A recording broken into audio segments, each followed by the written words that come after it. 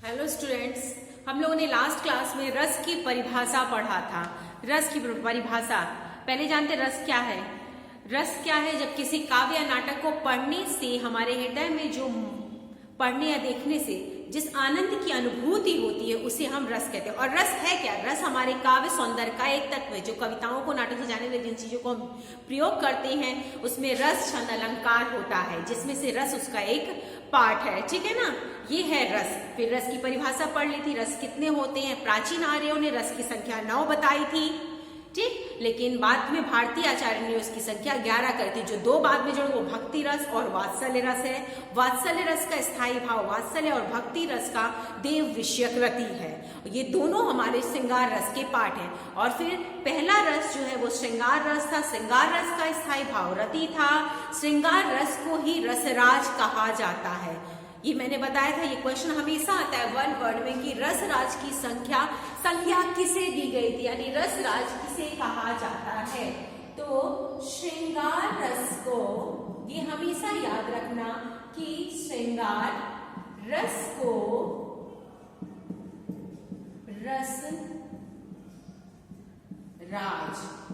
रसराज की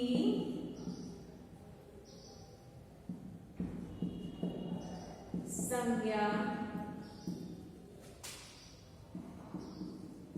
दी गई है। ठीक है, रसराज को श्रृंगार रस को रसराज की संज्ञा दी गई है। ठीक है स्टूडेंट, अब देखेंगे, है ना? ये ध्यान रखना है। तो सबसे पहले हम लोग जानते हैं कि श्रृंगार रस क्या होता है। जब किसी नाटक की कहानी को पढ़ने से जो हमारे मन में रति नाम का यानी प्रेम उत्पन्न होता है तो उसे हम श्रृंगार रस कहते हैं। श्रृंगार रस का जो स्थायी भाव होता है वो क्या होता है? रति होता है। श्रृंगार रस का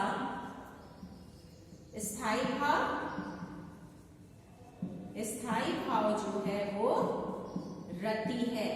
ये भी क्वेश्चन आता है। श्रृंगार रस का एक क्वेश्चन, ठीक, दो क्वेश्चन। पहला आता है कि रसराज की संज्ञा किसे दी गई है, क्वेश्चन आता है। तो रसराज की संज्ञा श्रृंगार रस को दी गई है। श्रृंगार रस का स्थायी भाव रति है। ठीक है ना? अब देखते हैं क्या है श्रृंगार रस। श्रृंगार रस का स्थायी भाव रति है।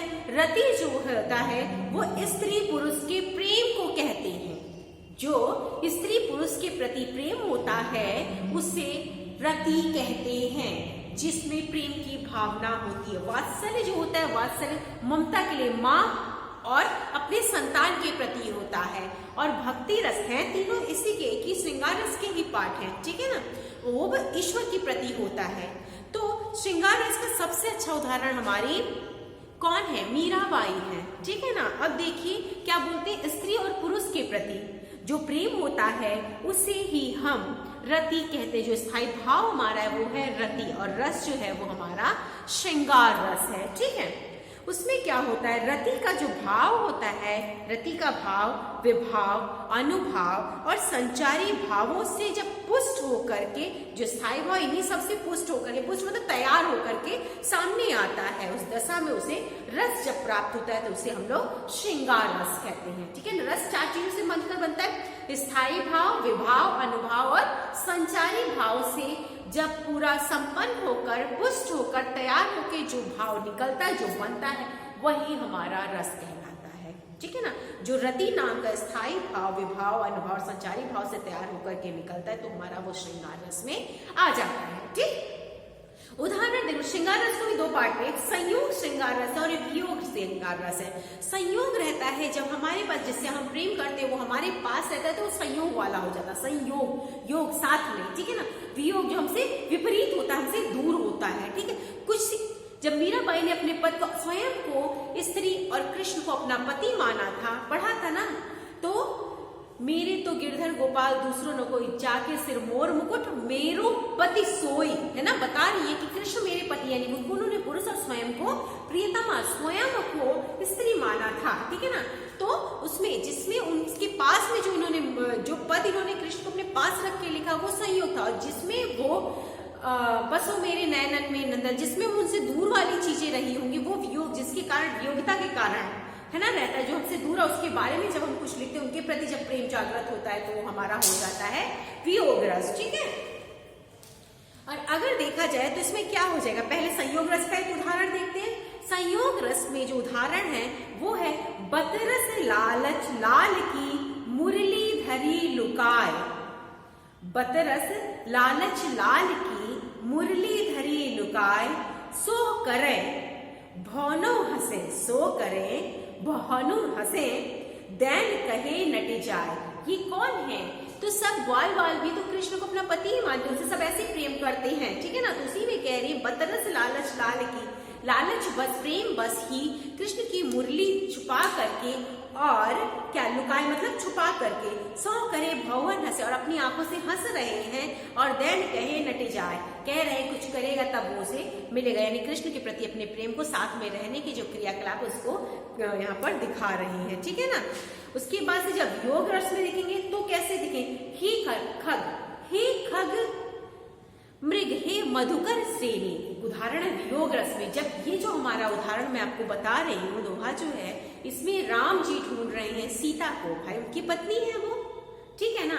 तो पति पत्नी का तो प्रेम होता है, हमें सब लोग जानते हैं। तो वो जब वियोग है, सीता उनसे दूर है ना, तो उनसे ढूंढ रहे, जब रावण उन्हें उठा के लेता वो ढूंढ रहे हैं और वन में पूछ रहे हैं किससे, हे खग मृग, हे मधुकर श्रेणी, तुम देखी सीता मृग रहनी। कह रहे हे पक्षी, हे खग, खग मतलब पक्षी तो पर्यायवाची भी होता है ना। तो हे पक्षी, हे मृग, हे हिरण, हे मधुकर श्रेणी, क्या तुम लोगों ने देखी है सीता मृग नैनी, जिसके हिरण जैसे नयन है। मेरी सीता को तुम लोगों में से किसी ने देखा है, वो वियोग रस है, ठीक है ना। ये दो रस, श्रृंगार रस के कितने पार्ट हैं? दो, एक संयोग और एक वियोग। संयोग रस होता है जब प्रेमी प्रेमिका साथ में होते हैं, स्त्री पुरुष साथ में रहते हैं और उनके लिए भाव जब आता है, जो बात दिखते हैं, वो हमारा संयोग रस में। वियोग जब जिससे हम प्रेम करते हैं और वो हमसे दूर रहता है, उसके बारे में जब लिखा जाता है तो उसे हम वियोग रस कहते हैं। ये हमारा श्रृंगार रस का, श्रृंगार रस का उदाहरण याद करना है, वो बता ही दिया है, ठीक है, बुक में मिल जाएगा। जैसे इसका सबसे पहले क्वेश्चन आता है रसराज की, जब हम लोग वन बड़े पढ़ते रसराज की संज्ञा किसे दी गई है, तो रसराज की संज्ञा हमें श्रृंगार रस को दी गई है। श्रृंगार रस का स्थायी भाव रति है, श्रृंगार रस का उदाहरण है। तो श्रृंगार रस के दो उदाहरण है, दो प्रकार, एक संयोग श्रृंगार रस और एक वियोग। इसके दो पार्ट हैं। पहला संयोग केवल एक यही है, केवल श्रृंगार रस ही है, जिसके दो पार्ट हैं, संयोग और दूसरा जो है वो है वियोग रस, ठीक है ना। संयोग श्रृंगार रस और वियोग श्रृंगार रस, सॉरी,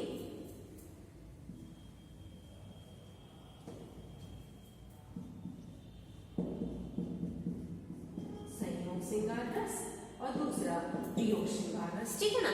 इसमें क्या होता है, नायक नायिका पति स्त्री पुरुष पास में होते और ये दूर में दिखने जाता है। वियोग विपरीत होती है, यानी उनसे दूर होते हैं और संयोग में साथ में रहते, तब उनके बारे में लिखा जाता है, ठीक है ना।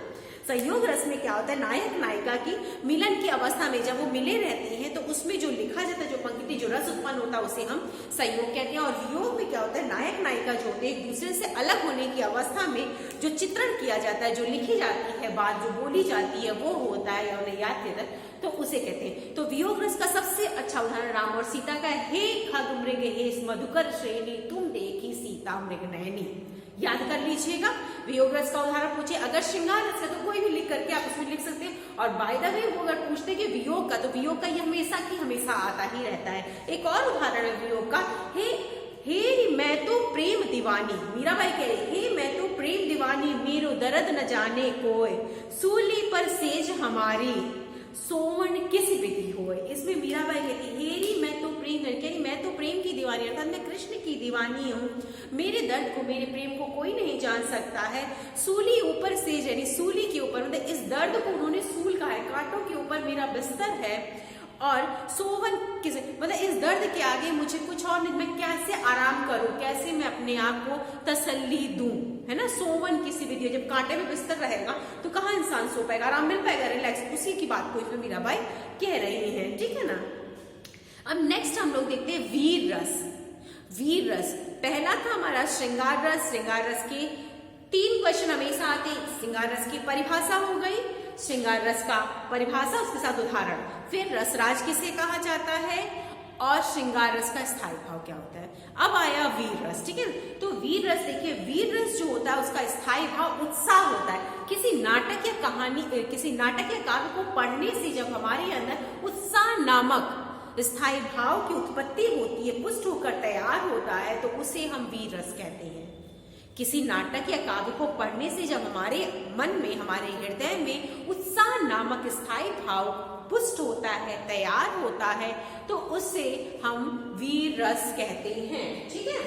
ये पहला हो गया। अब दूसरा हमारा क्या है, वीर रस, ठीक। इसका स्थायी भाव क्या होता है, स्थायी भाव कल हम लोगों ने सब पढ़ लिया क्लास में ना। स्थायी भाव इसका होता है उत्साह। क्या होता है स्थायी भाव, उत्साह। यानी जब किसी नाटक या काव्य को पढ़ने से हमारे मन में उत्साह नामक स्थायी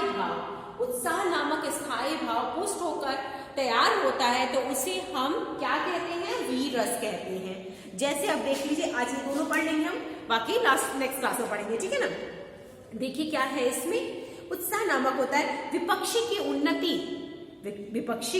उन्नति, निर्धनों की दुर्दशा और अधर्म का अन्याय को समाप्त करने के लिए, जब हम किसी चीज को, कोई अधर्मी होता है उनको शांत करने के लिए, उनको खत्म करने के लिए अपने मन में उत्साह या जोश पैदा करते हैं, तो वही होता है हमारा वीर रस। यानी हम अपने अंदर वीरता उत्पन्न करते हैं, ठीक है ना, अन्यायी का, अधर्मी का नाश करने के लिए। तो वही भाव को इन्होंने इसमें बताया है।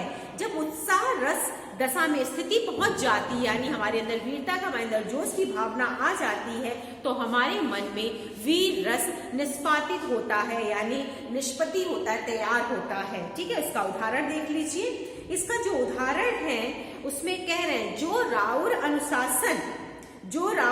अनुशासन पाऊं, कंदुक एवं ब्रह्मांड उठाऊं, कांचे घट जिमि ढारो फोरी, सकौ मेरे मूल तब तोरी। ठीक है ना, किससे कह रहे हैं, हनुमान जी से कह रहे हैं, ठीक है। उसके बाद एक और, ये तो आप छोड़िए, आप ये देखिए, चेतक और राणा के बारे में सुना है ना, उनका सबसे बड़ा उदाहरण है। कैसे, चढ़ चेतक पर तलवार उठा, चढ़ चेतक पर तलवार उठा, करता था भूदल पानी को भूतल, यानी पृथ्वी को पूरा पानी कर देता था। कौन, राणा प्रताप सिर काट काट कर करता था सफल जवानी को।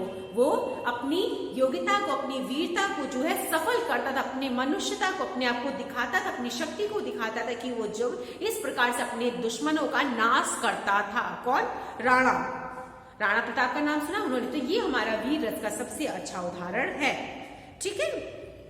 उसके बाद से आगे हम लोग पढ़ेंगे, जब हमारा आएगा आगे के रस जो हैं, जिसमें हम लोग का आ जाएगा कौन कौन सा रस आ जाएगा, श्रृंगार हो गया, वीर रस हो गया, रौद्र रस, अब ये हम लोग का बाकी है, उसे हम लोग आगे पढ़ेंगे, ठीक है। Okay, thank you class.